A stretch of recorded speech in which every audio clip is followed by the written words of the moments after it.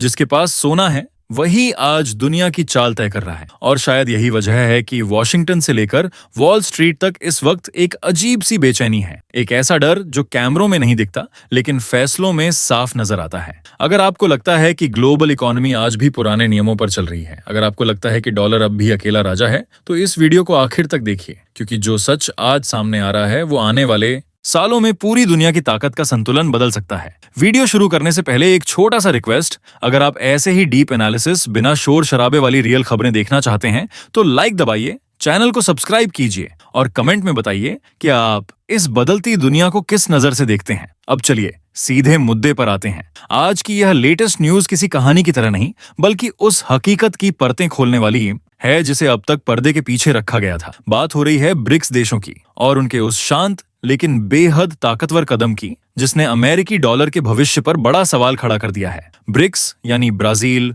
रूस, भारत, चीन और दक्षिण अफ्रीका, ये सिर्फ 5 देश नहीं हैं, बल्कि ये वो उभरती ताकतें हैं जो मिलकर दुनिया की 1/3 से ज्यादा ट्रेड इकोनॉमी को कंट्रोल करती हैं। दशकों से एक ही नियम चलता आया था, व्यापार डॉलर में होगा, रिजर्व डॉलर में होगा, तेल डॉलर में बिकेगा। लेकिन अब वही नियम चुपचाप टूट रहे हैं, बिना किसी ऐलान के, बिना किसी युद्ध के। असल खेल शुरू होता है सोने से। आज ब्रिक्स देशों के पास आधिकारिक तौर पर दुनिया के कुल गोल्ड रिजर्व का करीब 5वां हिस्सा है, लेकिन तस्वीर यहीं खत्म नहीं होती। ब्रिक्स प्लस और उनके रणनीतिक सहयोगी मिलकर आज दुनिया के लगभग आधे गोल्ड प्रोडक्शन को प्रभावित कर रहे हैं। यानी जो सोना आज जमीन से निकल रहा है उसका बड़ा हिस्सा उन्हीं के कंट्रोल में है। हाल के वर्षों में चीन और रूस ने रिकॉर्ड स्तर पर सोना निकाला, लेकिन उसे बाजार में बेचने के बजाय अपने खजानों में जमा किया। इतना ही नहीं, अंतर्राष्ट्रीय बाजार से भी सोना खरीदा गया, वो भी लगातार। ये कोई संयोग नहीं है, बल्कि एक सोची समझी रणनीति है जो धीरे धीरे सामने आ रही है। अब जरा ब्राजील की एंट्री पर ध्यान दीजिए।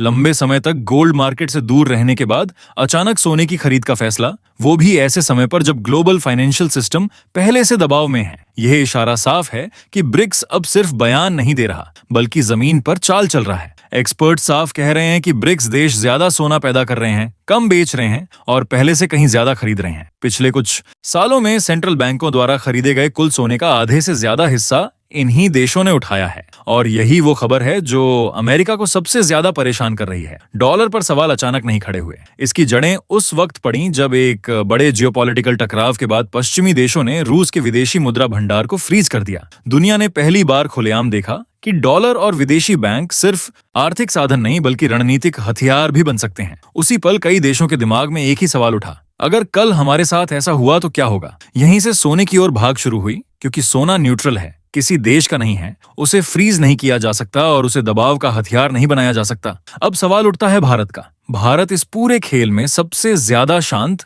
लेकिन सबसे ज्यादा सतर्क खिलाड़ी बनकर उभरा है। बिना किसी शोर के, बिना किसी आक्रामक बयान के भारत ने अपने डॉलर एक्सपोजर को धीरे धीरे कम किया, गोल्ड रिजर्व को मजबूत किया और ट्रेड में लोकल करेंसी के इस्तेमाल को बढ़ाया। ये कोई अचानक लिया गया फैसला नहीं था, बल्कि एक लंबी रणनीति का हिस्सा था। हाल के वर्षों में भारत ने यह साफ कर दिया है कि वह किसी एक मुद्रा या किसी एक देश पर पूरी तरह निर्भर नहीं रहना चाहता। डीडॉलराइजेशन की जो ग्लोबल लहर आज दिख रही है, उसमें भारत का तरीका सबसे बैलेंस्ड माना जा रहा है। न तो खुली चुनौती, न ही पूरी निर्भरता। विदेशी मुद्रा भंडार में विविधता बढ़ाई गई, गोल्ड का हिस्सा धीरे धीरे ऊपर गया और ट्रेड सेटलमेंट के नए रास्ते खोले गए। इसके पीछे डर भी है और समझदारी भी। डर इसलिए क्योंकि दुनिया ने देख लिया है कि प्रतिबंध कैसे काम करते हैं, और समझदारी इसलिए क्योंकि मजबूत अर्थव्यवस्था वही होती है जो मुश्किल वक्त में विकल्प रखती है। इस पूरी तस्वीर में एक बात बेहद साफ है, दुनिया अब सिंगल सिस्टम पर भरोसा नहीं कर रही, चाहे वो ट्रेड हो, रिजर्व हो या पावर स्ट्रक्चर। सोना,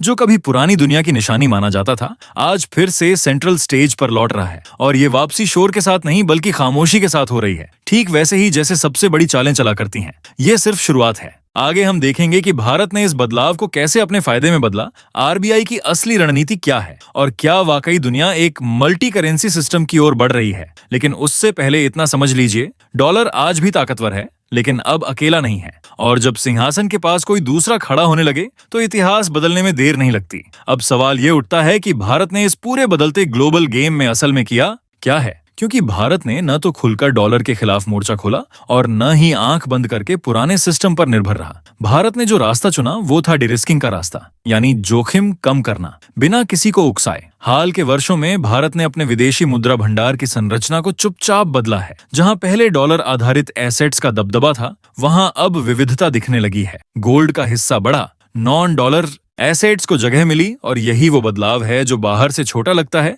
लेकिन अंदर से बेहद ताकतवर है। भारतीय रिजर्व बैंक ने सोने को सिर्फ सेफ एसेट नहीं बल्कि एक स्ट्रैटेजिक शील्ड की तरह ट्रीट करना शुरू किया। गोल्ड रिजर्व धीरे धीरे एक ऐसे स्तर पर पहुंच गया जहां उसकी वैल्यू सिर्फ मात्रा से नहीं बल्कि उसके भरोसे से मापी जाने लगी। दिलचस्प बात यह है कि भले ही हाल के समय में शुद्ध गोल्ड खरीद कम हुई हो, लेकिन कीमतों में उछाल ने उसकी कुल वैल्यू को ऐतिहासिक ऊंचाई पर पहुंचा दिया। यानी बिना ज्यादा खरीदे भी भारत ने अपने रिजर्व की ताकत बढ़ा ली। ये वही चाल है जो अनुभवी खिलाड़ी खेलते हैं। कम मूवमेंट, ज्यादा असर। सिर्फ रिजर्व ही नहीं, भारत ने ट्रेड के मैदान में भी नियम बदलने शुरू कर दिए। लोकल करेंसी सेटलमेंट को आसान बनाया गया, नए अकाउंट्स खोले गए और विदेशी बैंकों को सीधे रुपए में व्यापार की सुविधा दी गई। इसका असर साफ दिखा। तेल, कमोडिटी और जरूरी आयात निर्यात में रुपए का इस्तेमाल बढ़ा। इससे ट्रांजैक्शन कॉस्ट घटी, डॉलर पर निर्भरता कम हुई और सबसे अहम बात, प्रतिबंधों का जोखिम अपने आप घट गया। ये सब बिना किसी बड़े ऐलान के हुआ और शायद यही भारत की सबसे बड़ी ताकत रही।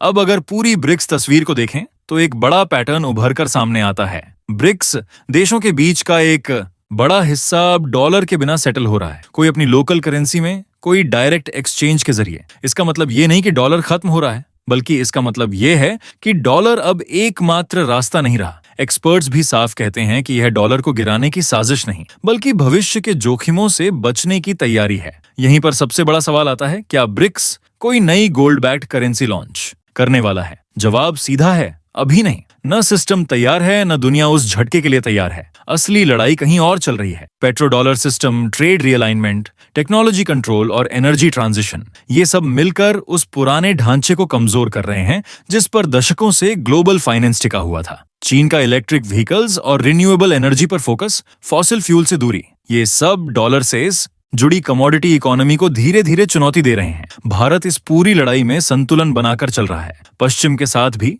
ब्रिक्स के साथ भी। न किसी एक ब्लॉक में पूरी तरह झुकाव, न किसी से टकराव। यही वजह है कि भारत आज पहले से ज्यादा रेजिलिएंट नजर आता है। एक ऐसी इकोनॉमी जो झटकों को झेल सकती है क्योंकि उसके पास विकल्प है। और आज की दुनिया में सबसे बड़ी ताकत यही है, विकल्प। कुल मिलाकर तस्वीर बिल्कुल साफ है। ब्रिक्स के हाथ में दुनिया के गोल्ड प्रोडक्शन का बड़ा हिस्सा है। सोना एक बार फिर ग्लोबल सिस्टम के केंद्र में लौट रहा है। डॉलर आज भी ताकतवर है, आज भी किंग है, लेकिन अब अकेला नहीं है। सिंहासन के आसपास नई ताकतें खड़ी हो चुकी हैं और यही आने वाली नई आर्थिक व्यवस्था की सबसे बड़ी पहचान होगी। मल्टी करेंसी, मल्टी रिजर्व और सोने की मजबूत मौजूदगी। अब सवाल आपसे है, क्या दुनिया को जल्द एक नए फाइनेंशियल सिस्टम की ओर बढ़ना चाहिए या मौजूदा सिस्टम को ही सुधारा जा सकता है? आपकी राय क्या है, हाँ या नहीं? नीचे कमेंट में जरूर लिखिए। अगर आपको ऐसा डीप, बिना शोर शराबे वाला एनालिसिस पसंद आता है तो वीडियो को लाइक कीजिए, चैनल को सब्सक्राइब कीजिए और इस वीडियो को शेयर कीजिए ताकि ज्यादा लोग समझ सकें कि पर्दे के पीछे असल में चल क्या रहा है। फिर मिलेंगे एक और लेटेस्ट न्यूज के साथ। तब तक के